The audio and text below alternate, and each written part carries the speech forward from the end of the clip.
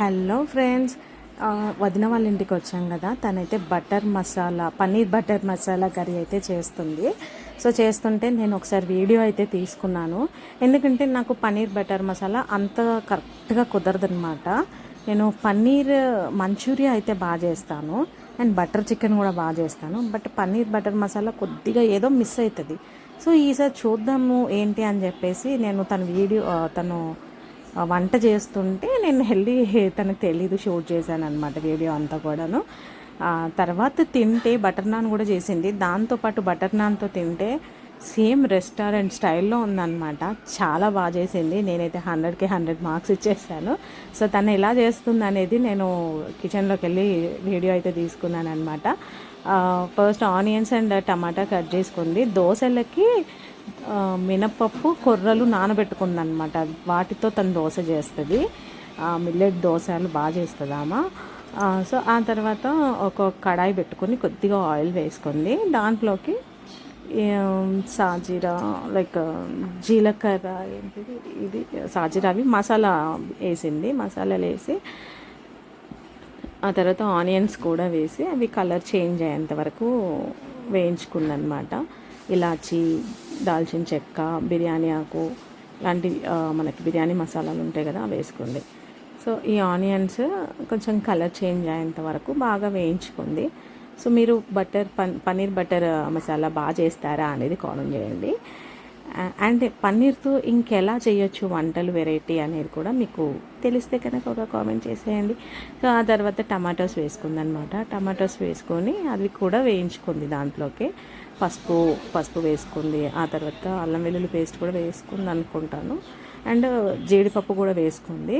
So ఏదైనా ఎక్కడైనా miss చేసి ఉంటే క్లిప్పింగ్ని క్షమించండి, సారీ. ఆ తర్వాత కారం పొడి వేసుకుంది. కారము అంటే కొంచెం వీడియో నేను తీశాను, కొంచెం వీడియో వెన్ని తీసింది అనమాట.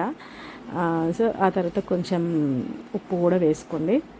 కొంచెం స్టార్టింగ్లో నేను తీసాను, ఆ తర్వాత వెన్ని తీసింది. సో నాకు అందుకే కొంచెం కన్ఫ్యూజ్గా ఉందన్నమాట. తర్వాత కొబ్బరి ముక్కలు వేసుకుంది. నాకు తెలియదు ఇక్కడ కొబ్బరి ముక్కలు వేసుకుంటారని. అది మేబీ నేను అది చేసిన మిస్టేక్ ఏమో. సో కొబ్బరి ముక్కలు కూడా వేయించుకుందనమాట. అండ్ ఆ తర్వాత తన సీక్రెట్ మసాలా అంట ఇది, తనే ప్రిపేర్ చేసుకున్నారట. సో ఆ సీక్రెట్ మసాలా కూడా వేసేసారు. తర్వాత ఇది కూడా మరి ఇదేం మసాలానో తెలియదు, ఇది కూడా వేసేసింది. ఆ తర్వాత నువ్వుల పిండి అనుకుంటా, నువ్వుల పిండి కూడా వేసేసింది. కొబ్బరి పొడి. తను కొబ్బరిలు మర్చిపోయా వేయించి పెట్టుకుంటుంది. కొబ్బరిలను వేయించి కొబ్బరి పొడి చేసుకుంటుంది. అండ్ కొంచెం బటర్ వేసి దాంట్లోకి పన్నీర్ వేసి పసుపు, కారం, ఉప్పు వేసి వేయించిందనమాట.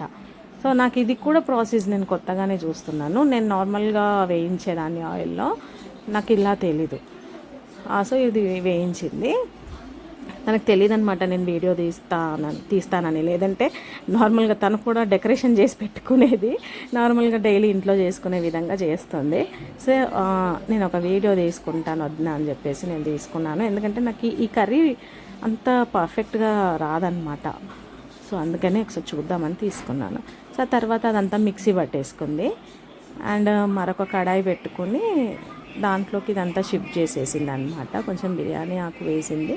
ఆ తర్వాత ఇదంతా షిఫ్ట్ చేసేసుకుంది దాంట్లోకి. నాకు ఇక్కడ కూడా కొంచెం ప్రాసెస్ కన్ఫ్యూజ్ అవుతుంది అనమాట. సో అదంతా బాగా ఉడికించుకుంది మళ్ళీ కూడా దాన్ని.